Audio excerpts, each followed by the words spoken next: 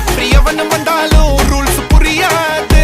நீ எவனை இட்டுன்னு வந்தா கூட சண்டை முடியாது.